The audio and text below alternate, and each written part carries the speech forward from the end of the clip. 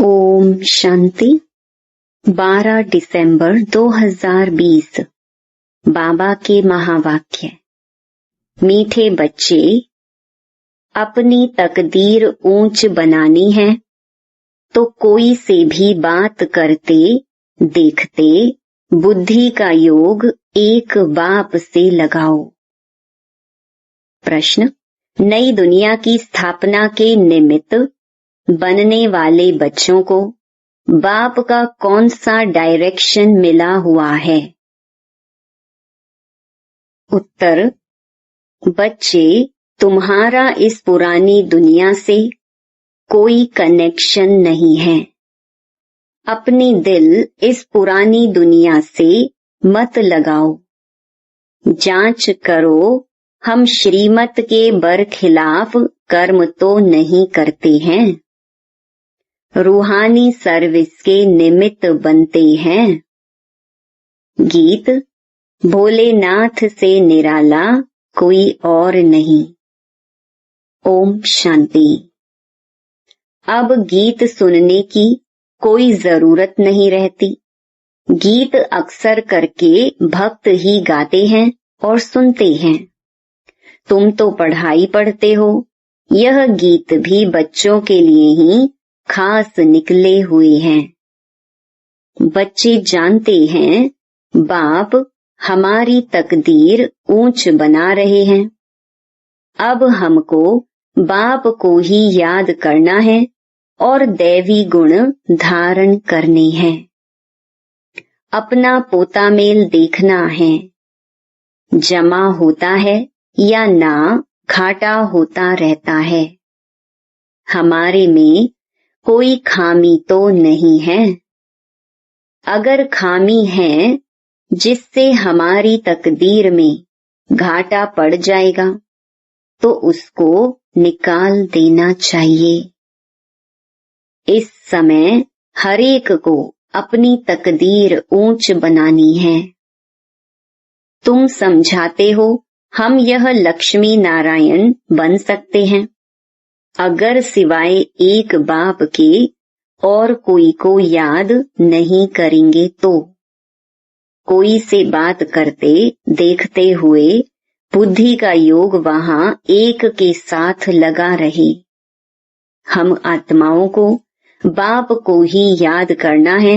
बाप का फरमान मिला हुआ है, सिवाय मेरे और कोई से दिल नहीं लगाओ और दैवी गुण धारण करो। बाप समझाते हैं तुम्हारे अभी 84 जन्म पूरे हुए हैं। अब फिर तुम जाकर पहला नंबर लो राजाई में। ऐसा ना हो राजाई से गिरकर प्रजा में चले जाओ, प्रजा में भी नीचे चले जाओ। नहीं, अपनी जांच करते रहो। यह समझानी बाप बिगर तो और कोई दे ना सके।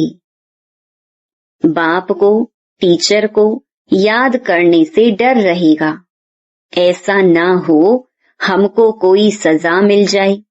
भक्ति में भी समझते हैं पाप कर्म करने से हम सजा के भागी बन जाएंगे। बड़े बाबा के डायरेक्शन तो अभी ही मिलते हैं, जिसको श्रीमत कहते हैं। बच्चे जानते हैं कि श्रीमत से हम श्रेष्ठ बनते हैं। अपनी जांच करनी है।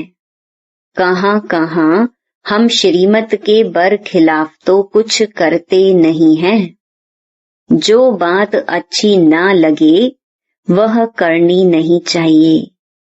अच्छे बुरे को तो अब समझते हो, आगे नहीं समझते थे। अभी तुम ऐसे कर्म सीखते हो जो फिर जन्म जन्मांतर कर्म अकर्म बन जाते हैं। इस समय तो सब में 5 भूत प्रवेश हैं। अब अच्छी रीति पुरुषार्थ कर कर्मातीत बनना है। दैवी गुण भी धारण करने हैं। समय नाजुक होता जाता है, दुनिया बिगड़ती जाती है, दिन प्रतिदिन बिगड़ती ही रहेगी। इस दुनिया से तुम्हारा जैसे कि कनेक्शन ही नहीं। तुम्हारा कनेक्शन है नई दुनिया से जो स्थापन हो रही है। तुम जानते हो हम निमित्त बनते हैं नई दुनिया स्थापन करने। तो जो एम ऑब्जेक्ट सामने हैं उन जैसा बनना है। कोई भी आसुरी गुण अंदर ना हो। रूहानी सर्विस में लगे रहने से उन्नति बहुत होती है। प्रदर्शनी, म्यूजियम आदि बनाते हैं। समझते हैं बहुत लोग आएंगे, उन्हों को बाप का परिचय देंगे, फिर वह भी बाप को याद करने लग पड़ेंगे। सारा दिन यही ख्यालात चलते रहें। सेंटर खोल, सर्विस को बढ़ाएं। यह रतन सब तुम्हारे पास हैं।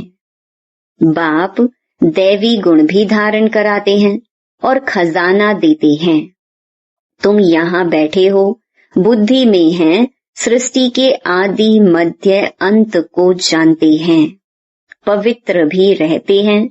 मनसा वाचा कर्मणा कोई बुरा कर्म ना हो, उसकी पूरी जांच करनी होती है।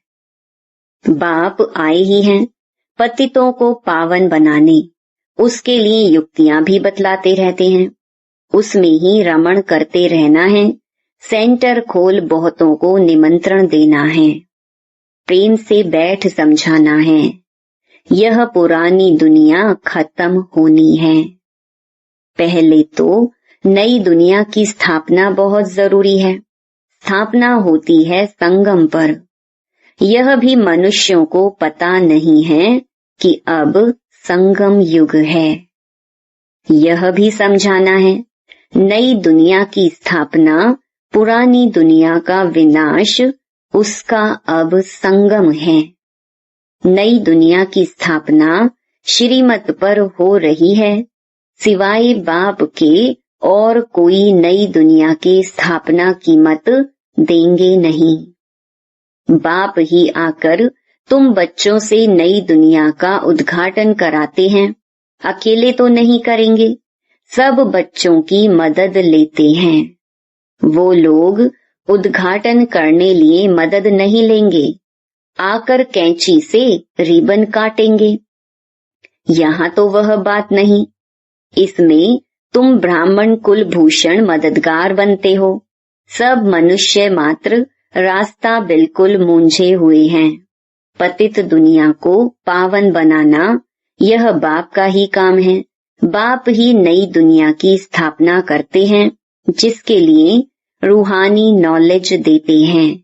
तुम जानते हो बाप के पास नई दुनिया की स्थापना करने की युक्ति है। भक्ति मार्ग में उनको पुकारते हैं ना, हे पतित पावन आओ। भल शिव की पूजा भी करते रहते हैं, परंतु यह जानते नहीं हैं कि पतित पावन कौन है। दुख में याद तो करते हैं, हे भगवान, हे राम। राम भी निराकार को ही कहते हैं, निराकार को ही ऊंच भगवान कहते हैं। परंतु मनुष्य बहुत मूंझे हुए हैं। बाप ने आकर निकाला है। जैसे फौगी में मनुष्य मूंझ जाते हैं ना, यह तो है बेहद की बात। बहुत बड़े जंगल में आकर पड़े हैं। तुमको भी बाप ने फील कराया है कि हम किस जंगल में पड़े थे। यह भी अब पता पड़ा है, यह पुरानी दुनिया है। इनका भी अंत है। मनुष्य तो बिल्कुल रास्ता जानते ही नहीं, बाप को पुकारते रहते हैं। तुम अभी पुकारते नहीं हो। अभी तुम बच्चे ड्रामा के आदि मध्य अंत को जानते हो, सो भी नंबरवार। जो जानते हैं वह बहुत खुशी में रहते हैं, औरों को भी रास्ता बताने में तत्पर रहते हैं। बाप तो कहते रहते हैं, बड़े बड़े सेंटर खोलो। चित्र बड़े बड़े होंगे तो मनुष्य सहज समझ सकेंगे। बच्चों के लिए मैप्स, चित्र जरूर चाहिए। बताना चाहिए यह भी स्कूल है। यहाँ के यह वंडरफुल मैप्स हैं, उन स्कूलों के नक्शे में तो होती हैं हद की बातें। यह हैं बेहद की बातें। यह भी पाठशाला है जिसमें बाप हमको सृष्टि के आदि मध्य अंत का राज बताए और लायक बनाते हैं। मनुष्य से देवता बनने की यह ईश्वरीय पाठशाला है। लिखा हुआ ही है ईश्वरीय विश्वविद्यालय। यह है रूहानी पाठशाला। सिर्फ ईश्वरीय विश्वविद्यालय से भी मनुष्य समझ नहीं सकते हैं। यूनिवर्सिटी भी लिखना चाहिए।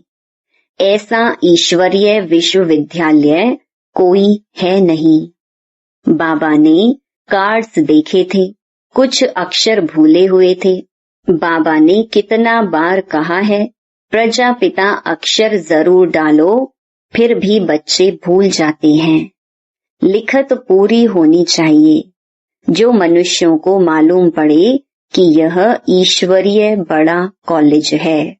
बच्चे जो सर्विस पर उपस्थित हैं, जो अच्छे सर्विसेबल हैं, उन्हों को भी दिल में रहता है हम फलाने सेंटर को जाकर उठाएं। ठंडा पड़ गया है, उनको जगाएं, क्योंकि माया ऐसी है जो घड़ी घड़ी सुला देती है। मैं स्वदर्शन चक्रधारी हूँ, यह भी भूल जाते हैं। माया बहुत अपोजिशन करती है, तुम युद्ध के मैदान में हो। माया माथा मोड़कर उल्टे तरफ ना ले जाए, उसकी बड़ी संभाल करनी है। माया के तूफान तो बहुत सभी को लगते हैं, छोटे अथवा बड़े, सब युद्ध के मैदान में हो। पहलवान को माया के तूफान हिला न सके, वह अवस्था भी आने वाली है। बाप समझाते हैं समय बड़ा खराब है, हालतें बिगड़ी हुई हैं, राजाई तो सब खत्म हो जानी है, सबको उतार देंगे, फिर प्रजा का प्रजा पर राज्य सारी दुनिया में हो जाएगा। तुम अपनी नई राजाई स्थापन करते हो तो यहाँ राजाई का नाम भी खत्म हो जाएगा। पंचायती राज्य होता जाता है। जब प्रजा का राज्य हो तब तो आपस में लड़े झगड़े। स्वराज्य अथवा राम राज्य तो वास्तव में है नहीं, इसीलिए सारी दुनिया में झगड़े ही होते रहते हैं। आजकल तो हंगामा सब जगह है। तुम जानते हो हम अपनी राजाई स्थापन कर रहे हैं, तुम सबको रास्ता बताते हो। बाप कहते हैं माँ मेकम याद करो। बाप की याद में रह औरों को भी यह समझाना है, देही अभिमानी बनो, देह अभिमान छोड़ो। ऐसे नहीं कि तुम्हारे में सब देही अभिमानी बने हैं, नहीं, बनने का है। तुम पुरुषार्थ करते हो, औरों को भी कराते हो। याद करने की कोशिश करते हैं, फिर भूल जाते हैं। पुरुषार्थ यही करना है, मूल बात है बाप को याद करना। बच्चों को कितना समझाते हैं, नॉलेज बहुत अच्छी मिलती है, मूल बात है पवित्र रहना। बाप पावन बनाने आए हैं तो फिर पतित नहीं बनना है। याद से ही तुम सतो प्रधान बन जाएंगे, यह भूलना नहीं है। माया इसमें ही विघ्न डाल भुला देती है। रात दिन यह तात रहे हम बाप को याद कर सतो प्रधान बने। याद ऐसी पक्की होनी चाहिए जो पिछाड़ी में सिवाय एक बाप के और कोई भी याद ना पड़े। प्रदर्शनी में भी पहले पहले यह समझाना चाहिए, यह है सबका बाप ऊंचते ऊंच भगवान। सबका बाप पतित पावन सदगति दाता यह है, यही स्वर्ग का रचयिता है। अभी तुम बच्चे जानते हो, बाप आते ही हैं संगम युग पर, बाप ही राजयोग सिखलाते हैं। पतित पावन एक के सिवाय दूसरा कोई हो नहीं सकता। पहले पहले तो बाप का परिचय देना पड़ता है। अब एक एक को ऐसे एक चित्र पर बैठ समझाओ तो इतनी भीड़ को कैसे समझा सकेंगे। परंतु पहले पहले बाप के चित्र पर समझाना मुख्य है। समझाना पड़ता है। भक्ति है अथाह, ज्ञान तो है एक। बाप कितनी युक्तियां बच्चों को बतलाते रहते हैं। पतित पावन एक बाप है। रास्ता भी बताते हैं। गीता कब सुनाई यह भी किसको पता नहीं। द्वापर युग को कोई संगम युग नहीं कहा जाता। युगे युगे तो बाप नहीं आते हैं। मनुष्य तो बिल्कुल मूंझे पड़े हैं। सारा दिन यही ख्यालात चलते हैं कैसे कैसे समझाया जाए। बाप को डायरेक्शन देने पड़ते हैं। टेप पर भी मुरली पूरी सुन सकते हैं। कोई कोई कहते हैं टेप द्वारा हम सुन रहे हैं, क्यों ना डायरेक्ट जाकर सुने। इसलिए सम्मुख आते हैं। बच्चों को बहुत सर्विस करनी है, रास्ता बताना है। प्रदर्शनी में आते हैं, अच्छा अच्छा भी कहते हैं, फिर बाहर जाने से माया के वायुमंडल में सब उड़ जाता है। सिमरण नहीं करते हैं, उनकी फिर पीठ करनी चाहिए। बाहर जाने से माया खींच लेती है। गोरख धंधों में लग जाते हैं, इसलिए मधुबन का गायन है।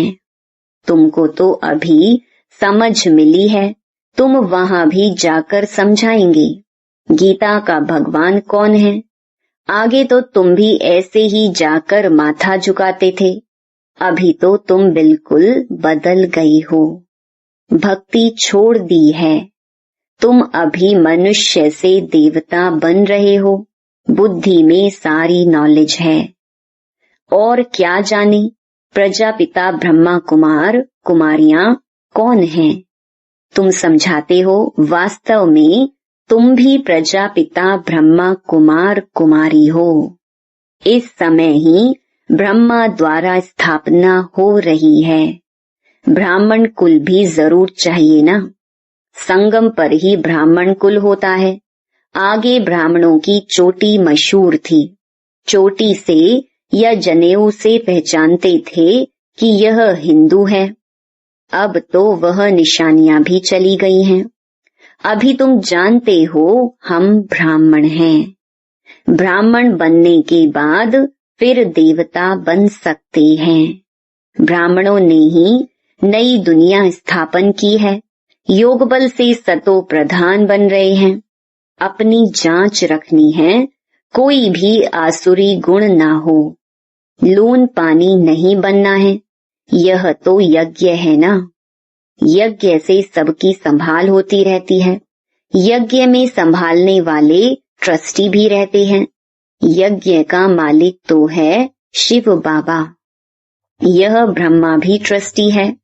यज्ञ की संभाल करनी पड़ती है।